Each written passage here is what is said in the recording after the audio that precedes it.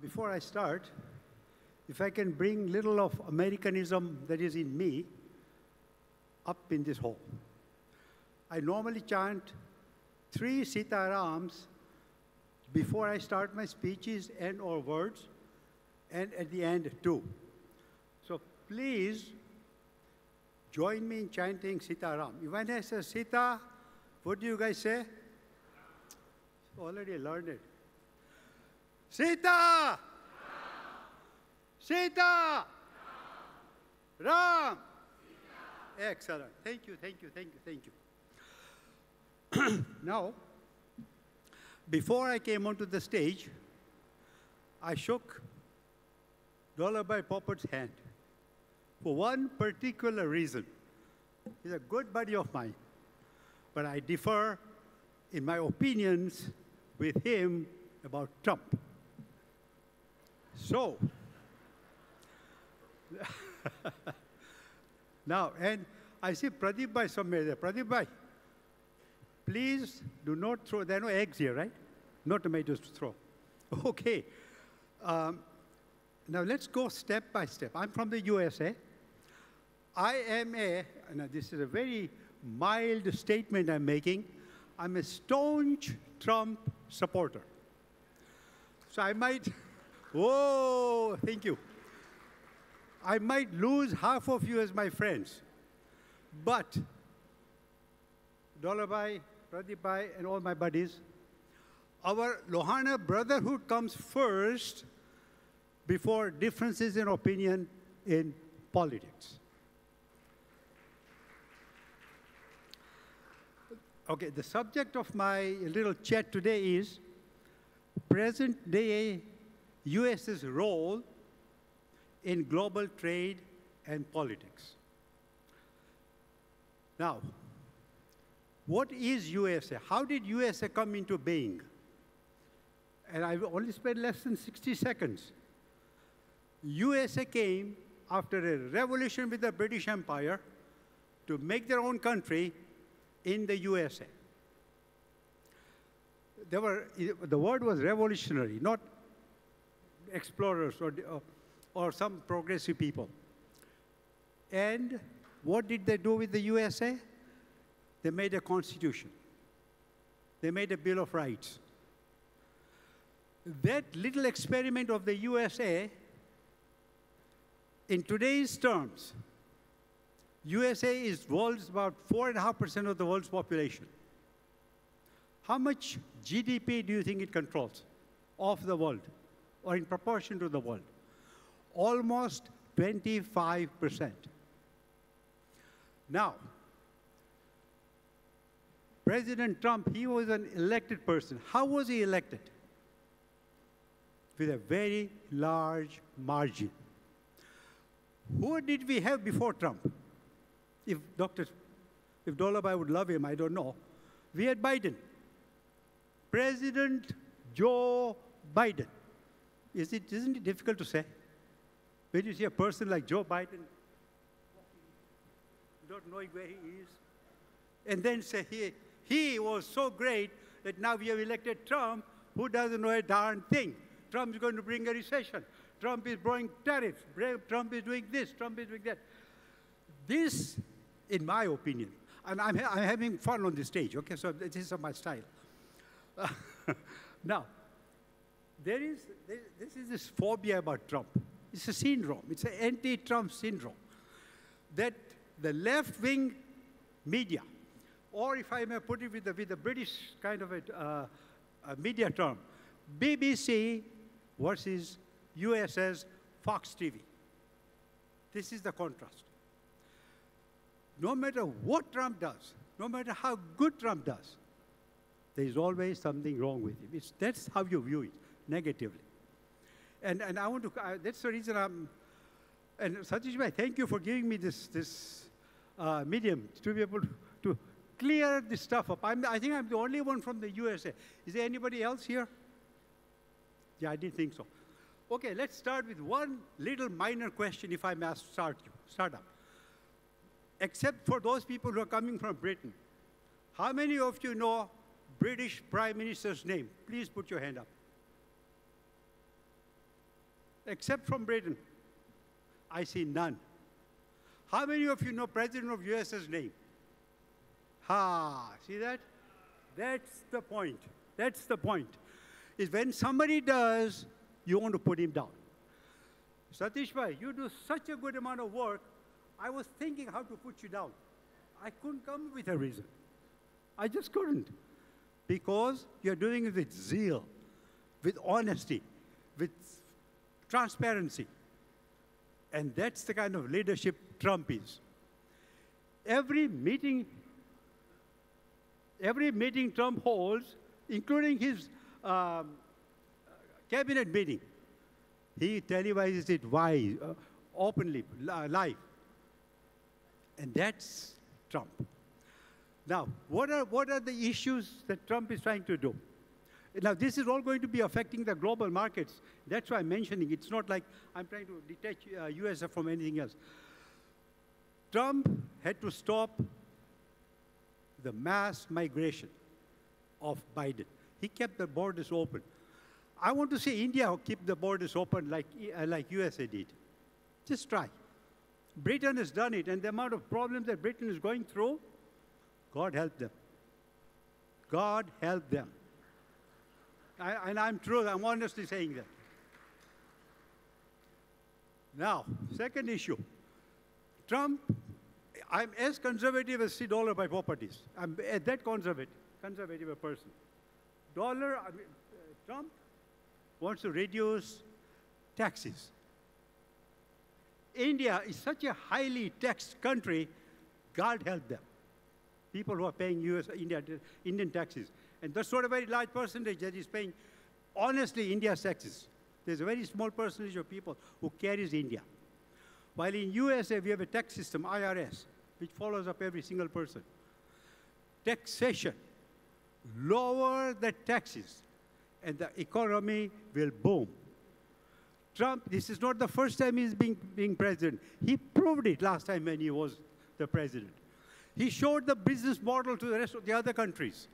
Say, follow this model. Reduce the taxes. Let the people have their own money in their own pocket. Let them spend it. Let not government grasp their money and then government be the efficient person. British Steel example. If they wanted to nationalize it. If they nationalize it, darn it, they'll be spending so much more money, it'll always be out of budget. And taxpayers will be subsidizing it. So Trump's philosophy is free market economy. And that's what Trump is all about. Now, I've made certainly, I don't want to be too boring and too lengthy. The other thing, deregulation. Very important. India is a very difficult place to come and start a new business. The bureaucracy, God help you. So Trump is trying to make it so easy to work and do business in the USA. Okay, besides deregulation, stop the corruption. The amount of wastage that the government has, especially in the USA. Waste, abuse, and fraud.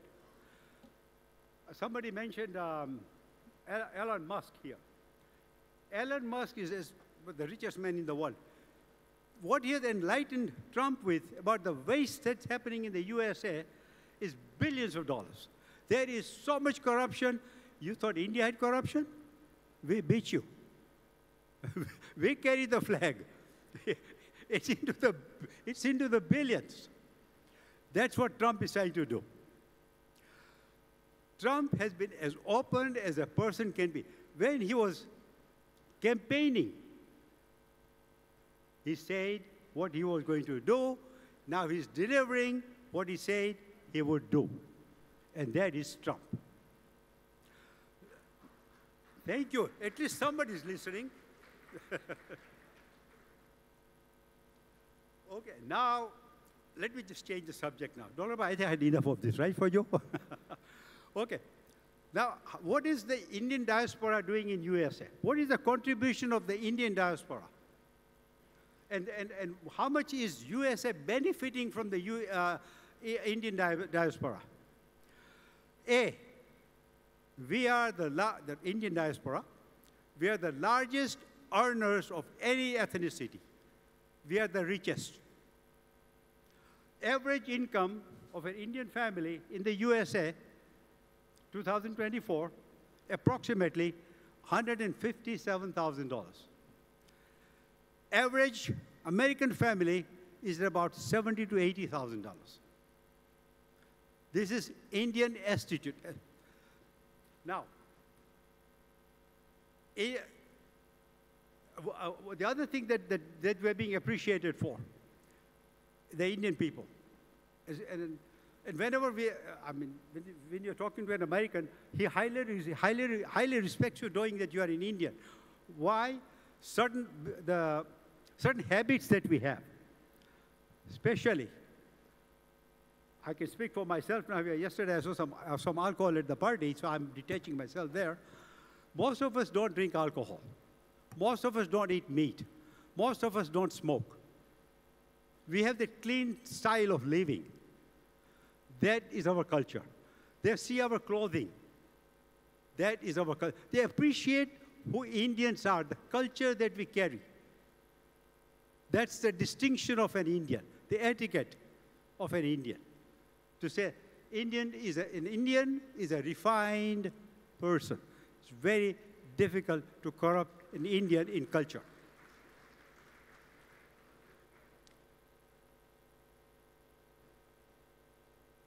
Okay. The only one bad thing about Indians in USA, this is very silent, I'm sharing with you. Most of them are Democrats. I don't like that, but that's what it is. Okay, now I'll bring something personal about me now that I've been in the States for last 55, 56 years. How has it affected my mindset? I was born in Kenya, a small village, really a teeny-weeny village. And somehow, good fortune, I landed in the States, got my MBAs. I started my business in aviation. It's a long story short. But anyway, I started in aviation. And I'm currently still doing it in aviation for the last 50 years. So being in the States, the opportunities that the country offers, and I want to share just two very briefly. This is just because to motivate the youth, and that's what Satish Bhai told me. Suru Bhai, motivate the youth. Make sure that you're talking to the youth.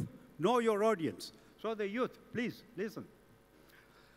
When I was getting my MBA, I was given a scholarship. And I finished it and so on. So after finishing, having started my business, I was looking through a window in my office and said, how do I give back to America? I'd been given a scholarship. The thought that came to me was, how can we give scholarships to foreign students? I was a foreign student at the time there. And an idea just sparked up. And I wrote a book about it, Scholarships for International Students, a complete guide. I wrote to every single university to give me the data as to how much money each university and or a fund gives to international students. And I got about 97% response. I made the data, made it into a book. Long story short, from 1986 to 1988, according to the publisher, 7,200 students from overseas settled in the USA because of my book. They got the scholarships. My book had identified the scholarships. Each student received about between $4,500 to $5,000.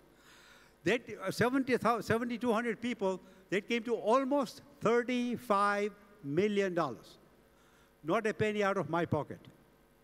In today's money, it would be about $95 million. So, only in USA, I tell it. Where else can you be able to make that kind of money writing a book?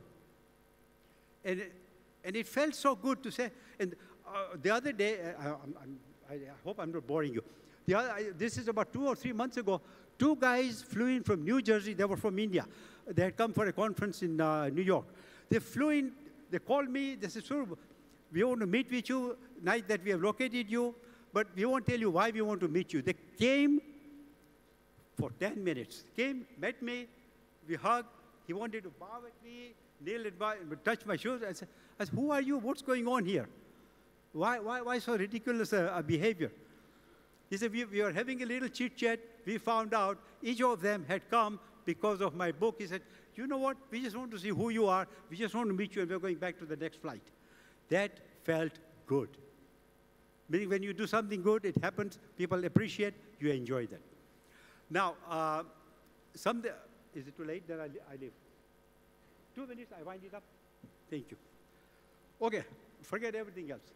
Now, on a very personal note, before I say 3 Sitarams, I really, really want to appreciate the Lohana Mahaparishad team. Satish Bhai, Vijay Bhai, I mean, there's so many, Subhash Bhai, there's so many here. You guys have done such an excellent job. On behalf of all the Lohana Americanos, thank you. We appreciate and keep doing it. And we wish you the best of the best of the best. The second thing, this is very, very personal, and I'm a little sad about it, but I'm sharing with you as a family, Lohana brothers and sisters.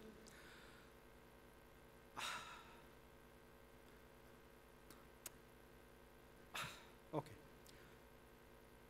My wife has a bad illness. I found out last night, so I'm flying back to the States tonight. My wife has anyway, forget the kind of illness that I have to rush back to the States. I had met so many of you that I had made appointments with for the next 2 days. I apologize. Please, you have my numbers. Follow me up. There were some very good projects that you wanted to know about the States that I would share, about aviation that I would share. Please give me at least 1 week by the time I reach the States, and then I'll be more than happy to follow up with you guys. Okay, sorry. 3 Sitarams. Okay, 1 for the Lohana Mahaparishad. Say it from your heart. Sitaram are we are Raghuvanshis. Don't be shy. And second one, I'm personally using it, the secondary one in my mind is a prayer to my wife's good health. I hope she recovers soon. Sita! Nice. Sita! Ram! Thank you for the time. Thank you for everything. God bless. Enjoy.